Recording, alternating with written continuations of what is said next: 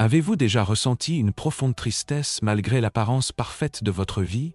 Cette lutte cachée révèle des vérités plus profondes sur le chemin de votre âme. Rejoignez-nous pour explorer la psychologie jungienne et comprendre pourquoi des désirs inassouvis et des ombres intérieures peuvent vous priver de votre joie. Ne manquez pas les conseils qui pourraient transformer votre paysage émotionnel. Abonnez-vous et découvrez votre véritable épanouissement. La tristesse va au-delà d'un simple sentiment de vide. C'est un état émotionnel profond qui peut percer silencieusement nos vies, rendant même les plaisirs les plus simples pesants. Dans les cadres psychologiques, la tristesse se manifeste par des caractéristiques distinctes, un manque de motivation omniprésent, un engourdissement émotionnel et un sentiment de déconnexion avec soi-même et le monde environnant. Lorsque les activités quotidiennes deviennent mécaniques, plutôt que satisfaisantes, c'est un signe que quelque chose de plus profond est en jeu. Des études suggèrent que la tristesse diffère considérablement de la dépression clinique. Bien que les deux puissent priver les individus de leur bonheur, les racines de la tristesse résidant souvent dans les attentes sociétales, les prédispositions génétiques et les facteurs environnementaux. Par exemple, la recherche montre que les personnes engagées dans des environnements à rythme rapide et à forte demande éprouvent souvent une tristesse en se déconnectant de leur motivation intrinsèque et en ne se lançant que dans des tactiques de survie. Une telle dissonance émotionnelle peut amener les individus à avoir l'impression de dériver à travers la vie, semblable à un navire perdu en mer, avançant sans vraiment progresser. Du point de vue spirituel, la tristesse peut être considérée comme un signal vital de notre âme, indiquant une dissonance entre notre vrai soi et la vie que nous menons. Cette déconnexion peut se manifester par un sentiment de vide ou un besoin d'être comblé par des expériences authentiques et des connexions sincères. Imaginez visuellement le cheminement de cette tristesse vers la joie intérieure comme un sage professeur, vous guidant à travers le labyrinthe de vos pensées et sentiments, vous menant à un lieu de compréhension et d'acceptation. Ce parcours est essentiel. Il encourage une exploration de ce qui résonne vraiment avec vous et de ce qui nécessite guérison et réalignement dans votre existence. En décryptant cet état émotionnel, nous pouvons commencer à constater non seulement sa prévalence, mais aussi son importance dans nos récits collectifs. Comprendre la tristesse dans toute sa complexité est crucial.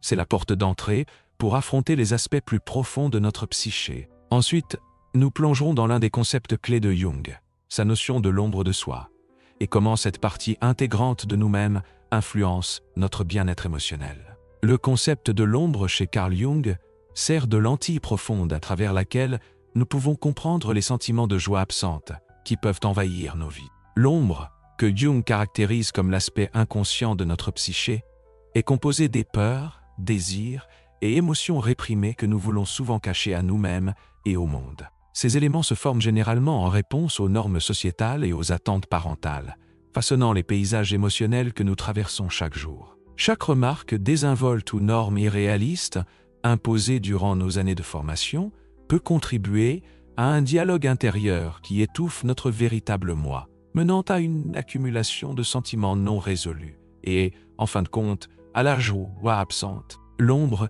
n'est pas simplement une collection inconfortable de nos traits mauvais. Elle a des implications évolutives significatives. Cette partie intégrante de notre psyché a été cruciale pour notre survie, car elle englobe des instincts et des émotions fondamentales essentielles à la navigation de nos ancêtres dans leur environnement. Cependant, dans des contextes modernes où les pressions sociales encouragent souvent la conformité, l'ombre peut devenir un fardeau qui freine la croissance personnelle et la prise de conscience de soi, nous laissant nous sentir déconnectés et insatisfaits. Comprendre et intégrer l'ombre devient non seulement une tâche psychologique, mais une partie essentielle de notre parcours vers la plénitude et la redécouverte de la joie. Alors, comment commencer à confronter et intégrer nos ombres? Un cadre pratique pour l'intégration de l'ombre implique des méthodes comme le journal réflexif et le travail thérapeutique sur l'ombre. Commencez par dégager du temps chaque jour pour écrire sur vos sentiments et les parties de vous-même que vous avez tendance à éviter. Posez-vous des questions profondes. Quels aspects de votre personnalité vous mettent mal à l'aise? De quelle manière ces traits pourraient-ils contribuer positivement à votre vie s'ils étaient simplement reconnus? Cette exploration personnelle peut dévoiler des schémas longtemps inaperçus, offrant un aperçu de la façon dont ces émotions réprimées influencent vos expériences actuelles de joie absente. Participer à un travail thérapeutique sur l'ombre peut également être transformateur. Cela peut impliquer de travailler avec un thérapeute ou un conseiller qualifié dans les techniques jungiennes en se concentrant sur des dialogues avec votre ombre pour favoriser la compréhension et l'acceptation. Au fur et à mesure que vous commencez à embrasser ces aspects cachés de votre psyché, vous découvrirez probablement des sources latentes de joie qui ont été précédemment rejetées. De nombreuses études de cas documentées en psychologie illustrent cette transformation, où des individus ayant affronté leur ombre ont réalisé des progrès significatifs en bien-être émotionnel, rapportant souvent jusqu'à 50% d'amélioration de leur bonheur, de leur global, en se réconciliant avec leur moi authentique. En affrontant nos ombres, nous reconnectons non seulement avec des parties perdues de nous-mêmes, mais nous œuvrons aussi activement vers la joie. Ce chemin vers l'acceptation de notre nature plurielle peut être difficile, mais il est profondément gratifiant, menant à une libération émotionnelle et à une existence plus riche et épanouie. En explorant comment l'acte de confronter nos ombres ouvre la porte à notre moi authentique, nous devons nous interroger: que signifie vraiment vivre authentiquement dans un monde rempli de pressions sociétales incessantes? Plongeons-nous et découvrons les éléments de la vie authentique qui peuvent nous guider vers la joie et l'épanouissement. Les attentes sociales et les normes construites peuvent agir comme de puissants courants qui nous éloignent de nos véritables chemins de vie, entraînant des sentiments de manque de joie que beaucoup ressentent, mais que peu reconnaissent. Dans un monde de plus en plus axé sur le statut, les réussites et les comparaisons, les individus constatent souvent que leurs propres désirs et passions sont étouffés. Cette déconnexion peut se manifester par une tristesse sous-jacente ou un sentiment de vide, même lorsque les indicateurs externes de réussite semblent en place. Que ce soit à cause des pressions d'un cycle de travail incessant ou de la quête de style de vie idéalisé présenté sur les réseaux sociaux, la recherche d'acceptation amène fréquemment les individus à renoncer à leur moi authentique. Considérons l'histoire de J.K. Rowling, qui était autrefois une mère célibataire en difficulté, vivant grâce à l'aide sociale et écrivant dans des cafés. Confrontée au rejet de plusieurs éditeurs, elle a persévéré parce que sa passion pour la narration était profondément ancrée dans l'appel de son âme.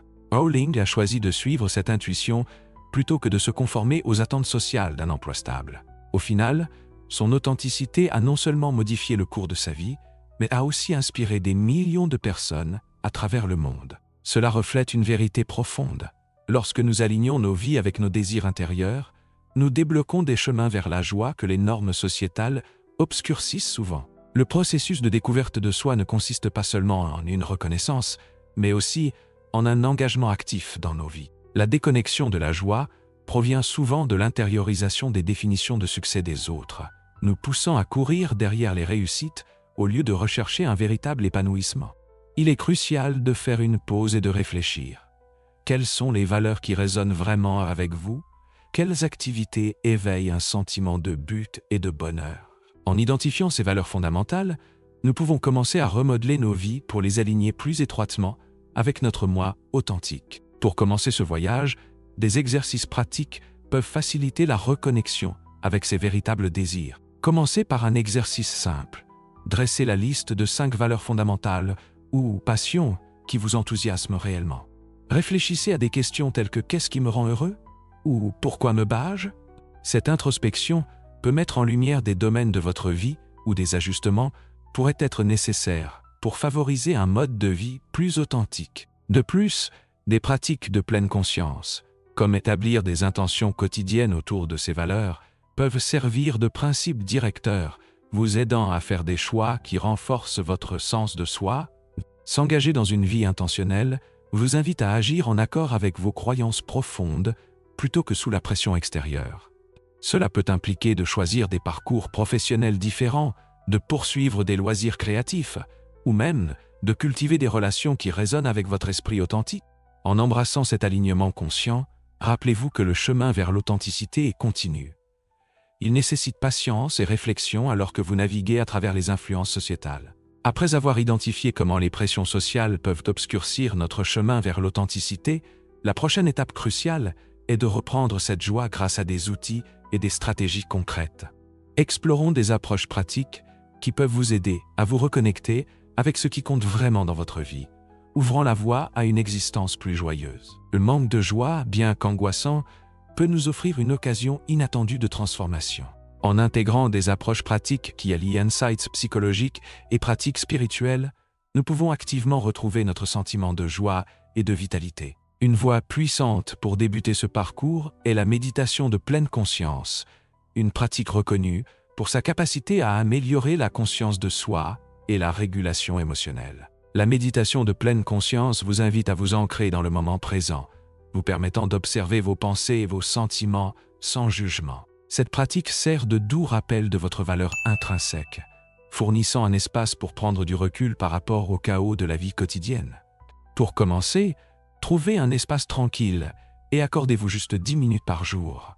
Asseyez-vous confortablement, fermez les yeux et prenez quelques respirations profondes. Au fur et à mesure que des pensées surgissent, peut-être du doute de soi ou des souvenirs de déception passée, reconnaissez-les simplement et laissez-les s'éloigner, comme des feuilles flottant sur un ruisseau. Avec de la constance, des études ont montré que la pratique de la pleine conscience peut augmenter significativement les niveaux de bonheur, jusqu'à 40%, transformant ainsi votre paysage émotionnel au fil du temps. En plus de la pleine conscience, les techniques de régulation émotionnelle peuvent avoir un impact profond sur la manière dont vous réagissez aux sentiments de tristesse. Une méthode efficace est la pratique de la restructuration cognitive. Cela consiste à identifier les schémas de pensée négatifs et à les remettre activement en question. Par exemple, si vous vous surprenez à penser « je ne retrouverai jamais la joie », contestez cette pensée en demandant « quelle preuve ai-je pour soutenir cela ?»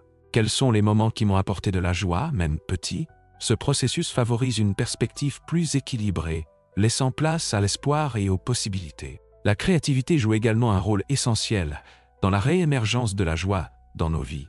S'engager dans une expression créative, que ce soit par l'art, la musique, l'écriture ou la danse, sert de canal pour le lâcher-prise émotionnel et la découverte de soi. L'art-thérapie, en particulier, a des bénéfices prouvés dans des contextes thérapeutiques, permettant aux individus d'exprimer des sentiments qui peuvent être difficiles à verbaliser. Vous n'avez pas besoin d'être un artiste professionnel. Prenez simplement le temps d'explorer votre créativité. Dessinez ou peignez intuitivement, écrivez de la poésie ou jouez d'un instrument. N'oubliez pas que c'est le processus qui compte, pas le résultat. Vous donner la permission de créer sans limitation peut être libérateur et guérisseur. Les pratiques spirituelles, comme la méditation guidée ou les promenades en nature, peuvent renforcer votre connexion à la joie et à votre place dans l'univers. Cherchez des moments de calme dans la nature, en observant les rythmes et cycles qui vous entourent. Alors que vous vous immergez dans cet environnement, laissez la beauté de vos alentours éveiller des sentiments de gratitude et de paix en vous. La prière, les affirmations ou les visualisations peuvent également être des outils puissants pour aligner votre moi spirituel avec votre désir de joie. Commencez chaque journée par une affirmation brève, centrée sur la joie, comme « J'accueille la joie dans ma vie aujourd'hui ». Avec le temps, ces affirmations peuvent remodeler votre récit intérieur, facilitant un lien émotionnel plus profond avec vous-même et avec le monde qui vous entoure. Incorporer ces techniques dans votre routine quotidienne les transforme d'exercices en rituels de soins personnels.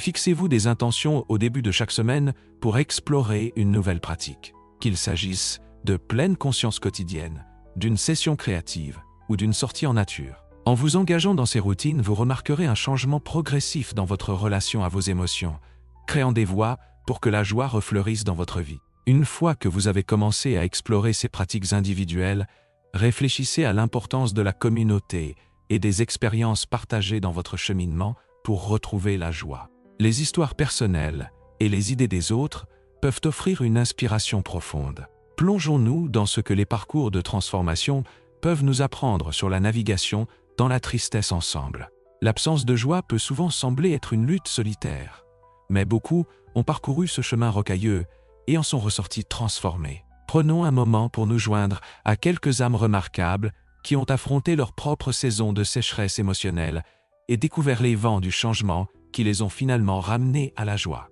Prenons Sarah par exemple, ancienne avocate de haut vol. Elle se sentait accablée par le poids du monde. Des signes de réussite l'entouraient, mais à l'intérieur, un profond sentiment d'insatisfaction se faisait sentir. Après des années à mener des batailles dans la salle d'audience, Sarah se retrouva détachée non seulement de son travail, mais de la vie elle-même. Reconnaissant son absence de joie, elle se mit docilement à dénouer le tissu serré de son existence. Avec le soutien d'un groupe de thérapie locale, elle commença à confronter son ombre, ces parts d'elle-même qu'elle avait réprimées au nom du succès. En partageant son histoire, Sarah découvrit qu'elle n'était pas seule. En apprenant à s'ouvrir aux autres, elle ressentit un réel lâcher-prise émotionnel. Au sein de cette communauté bienveillante, elle puisa la sagesse de compagnons de route faisant face à des épreuves similaires. L'énergie collective de la vulnérabilité partagée transforma son parcours. Il était puissant de voir comment d'autres avaient également dû se défaire de leurs couches pour vraiment embrasser qu'ils étaient au-delà des titres et des rôles qu'ils jouaient. En quelques mois, elle retrouva sa passion pour la peinture, un hobby qu'elle avait négligé pendant des années. L'acte de création devint son sanctuaire, ravivant une flamme de joie qu'elle pensait éteinte pour toujours. De même, nous faisons la connaissance de David, une histoire touchante de résilience enracinée dans la perte. Après le décès d'un proche, David sombra dans un profond abîme émotionnel marqué par le silence et la tristesse. Le monde extérieur continuait de grouiller, mais lui se sentait figé dans un moment de deuil. Ressentant une joie sans précédent, il chercha du réconfort à travers un accompagnement au deuil, où il fut encouragé à partager ses souvenirs, sa douleur, mais aussi les moments de rire passés avec son être cher. En se connectant avec d'autres vivant des pertes similaires, David découvrit que la guérison ne signifiait pas oublier. Cela voulait dire intégrer ses souvenirs précieux dans une nouvelle narration de la vie. En partageant son histoire et en écoutant celle des autres, il trouva que joie et chagrin pouvaient coexister, enrichissant l'expérience humaine. David commença à organiser des réunions mensuelles, encourageant un espace où les individus pouvaient se rassembler et partager à la fois leurs chagrins et les joies qui en étaient sorties. Cette communauté devint un véritable bouée de sauvetage pour lui, le ramenant fermement sur la voie de l'épanouissement et d'une résonance émotionnelle plus profonde. Ces récits soulignent une vérité essentielle. Le chemin à travers l'absence de joie fleurit souvent en une guérison collective. S'engager avec des individus partageant des luttes communes peut éclairer des voies auparavant obscures. Au fur et à mesure que chaque histoire se dévoile, nous comprenons à quel point il est crucial non seulement de confronter nos propres ombres, mais aussi d'inviter la communauté dans nos processus de guérison. Imaginez la puissance de votre propre histoire. Que se passerait-il si elle contenait la clé qui pourrait débloquer la guérison de quelqu'un d'autre? Chaque expérience compte, qu'elle soit édifiante ou difficile. En écoutant ces récits de transformation, réfléchissez à la manière dont votre parcours pourrait également contribuer à cette tapisserie commune de résilience. Alors, qu'est-ce qui résonne en vous dans ces histoires? Qui d'autre dans votre vie pourrait bénéficier d'entendre des luttes similaires aux vôtres?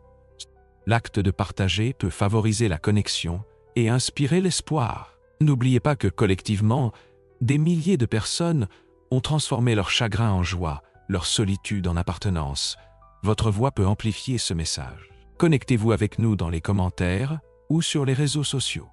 Nous vous invitons à partager vos expériences et vos réflexions, à créer un réseau de soutien pour ceux qui traversent les hauts et les bas de la guérison émotionnelle. En rassemblant nos idées, réfléchissons à la manière d'embrasser ce parcours continu vers l'épanouissement en fusionnant compréhension psychologique et croissance spirituelle.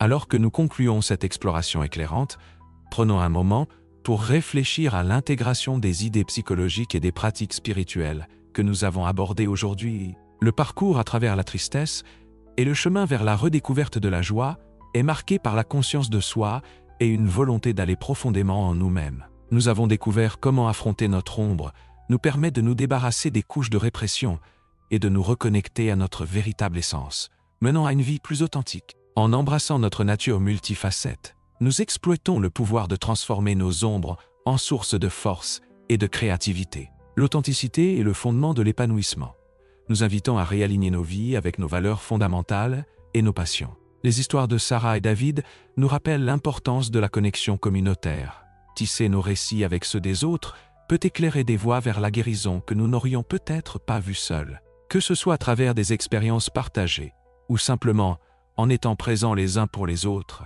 ces liens renforcent nos parcours et nous encouragent à persister même lorsque la joie semble inaccessible. Lorsque vous embarquez sur votre chemin unique vers l'épanouissement, rappelez-vous que la transformation intérieure n'est pas une destination, mais un voyage continu. Accueillez chaque étape de ce chemin sinueux et pratiquez la bienveillance envers vous-même. Soyez indulgent avec vous-même en naviguant entre les différentes couches de votre être, en reconnaissant que la joie peut être découverte dans les endroits les plus inattendus, souvent nichés au cœur des défis que nous affrontons. Votre soutien compte énormément, et alors que nous terminons, Ne laissez pas ce voyage s'arrêter ici. Prenez des mesures concrètes vers votre joie. Que ce soit à travers des pratiques de pleine conscience, l'engagement dans une expression créative ou la connexion avec ceux qui vous entourent. Laissez votre parcours résonner au-delà de ce moment. Si vous avez trouvé de la valeur dans le contenu d'aujourd'hui, merci d'aimer la vidéo et de partager vos pensées dans les commentaires. Vos histoires comptent. Et n'oubliez pas de vous abonner pour des explorations plus approfondies sur la croissance personnelle. Faites confiance que vous n'êtes pas seul dans cette aventure. Nous sommes ensemble dans ce voyage de découverte. Merci de m'avoir partagé votre temps précieux aujourd'hui. Que votre chemin à venir soit rempli de joie, de compréhension et d'illumination. L'exploration ne s'arrête pas ici. Continuons à nous soutenir les uns les autres alors que nous naviguons chacun nos quêtes individuelles et collectives vers l'épanouissement.